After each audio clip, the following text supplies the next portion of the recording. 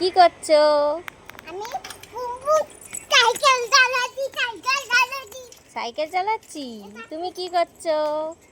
Bike চালাচ্ছি। Bike চালাচ্ছ। আর তুমি কি করছো?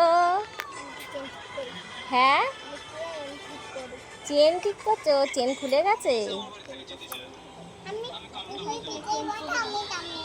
আচ্ছা, মজা হচ্ছে পুকু। বন্ধ করো। বন্ধ। ভিডিও